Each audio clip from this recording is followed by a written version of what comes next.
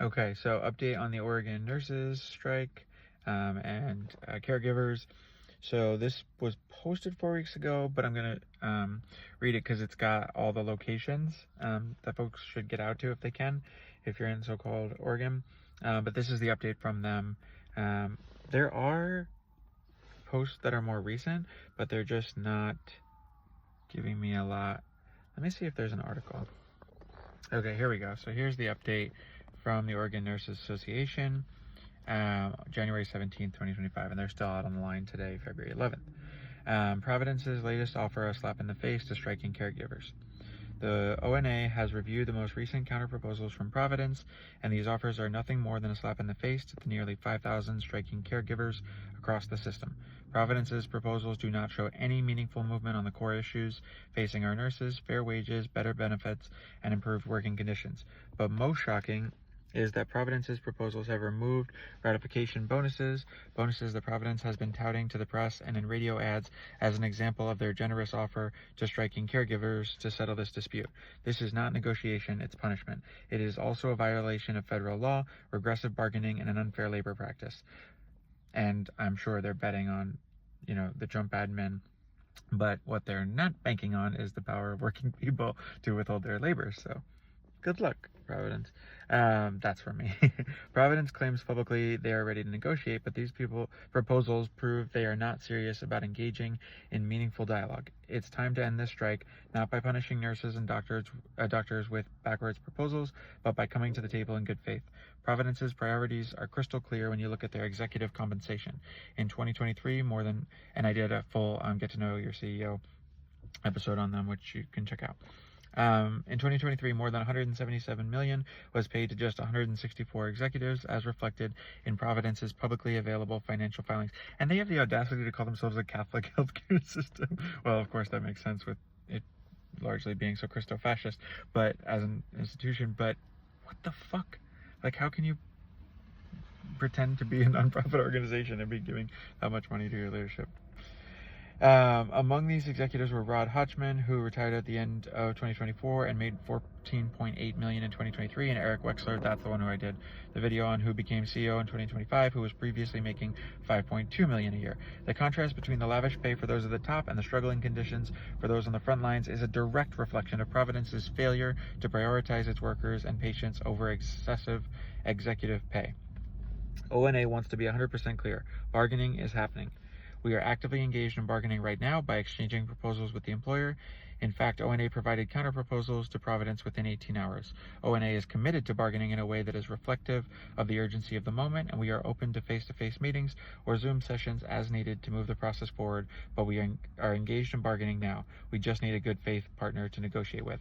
And that's so important. I'm grateful for them for sharing that, because, I looked at some of the article headlines and whatnot, and mainstream media just rarely covers strikes in the right way. They always make it seem like workers are unreasonable, and and that companies care about customers or students or whatever, and they absolutely don't, or patients in this case. So solidarity with those folks. Okay, so the location. So get out to 9205 Southwest Barnes Road, that's in Portland, 810 12th Street in Hood River, 1111 Crater Lake Ave in Medford, 10150 Southeast 32nd Ave in Milwaukee, 1001 Providence Drive in Newburgh, 1500 Division Street in Oregon City, 725 South Wahana Road in Seaside, Oregon, or 4805 Northeast Gilson Street, Portland, Oregon. So those are all the places. Please get out there if you can. Donate to the strike fund, sign the public petition, follow Oregon nurses, follow ONA Prov caregivers on Instagram and all the places. Solidarity. Okay, then very exciting, we have the Amazon Cause Union election has already begun. It ends on the 15th. In so-called Garner, North Carolina. I actually did phone banking for that.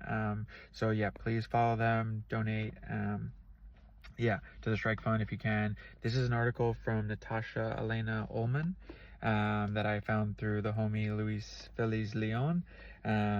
So follow him if you're not. Follow her, them. I'm not sure if their pronouns, sorry. But anyway, so it says 4,000 workers at a North Carolina Amazon warehouse are voting February 10th through 15th on whether to unionize with Carolina Amazonians United for Solidarity and Empowerment. RDU 1 in the town of Garner outside Raleigh would be the second unionized Amazon warehouse in the United States. It's an ambitious campaign the workers are organizing across racial and ethnic divides, through constant turnover in deeply hostile terrain. At 2.4%, North Carolina's union density is the lowest in the country. Wow. I thought it was South Carolina, but okay. They'll also need to overcome widespread fear of something Amazon is notorious for: retaliation. In January, Amazon abruptly outsourced its entire Quebec operation rather than be forced to accept a contract at one warehouse. In North Carolina, it has fired several visible union partners, including Cause President Reverend Ryan Brown. Okay, so read the full article, support those folks, like I said. Yeah, what is it, Cause Union? Let's see. Sorry, just gonna put up here. Amazon Cause, there you go, on Instagram. And yeah, support them for sure. They need it. Yeah, solidarity. The excerpt that the homie Luis Feliz Leon pulled from that article is: bosses have been exploiting racial divisions for as long as they've been beating back union campaigns. That's why the antidote to boss poison is class unity. Great story by his coworker, like I said, Natasha Elena. You can follow her. Maybe I can pull it up on Twitter. I doubt Twitter has the pronouns though.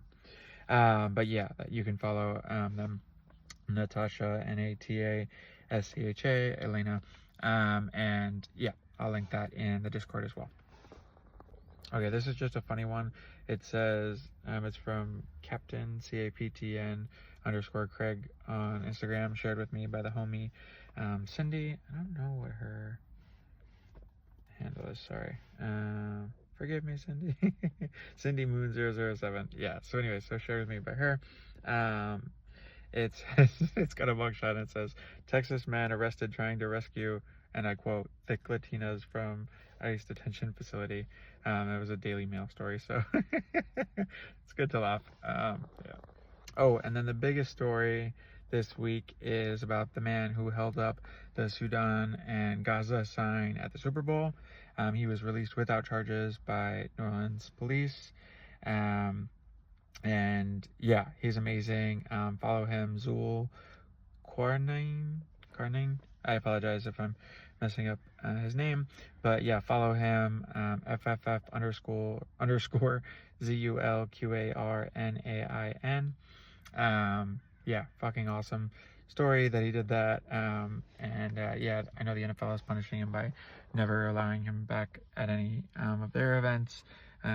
So yeah, solidarity with him. I know he's a man of faith as well, which I admire. And yeah, free Palestine, free Sudan.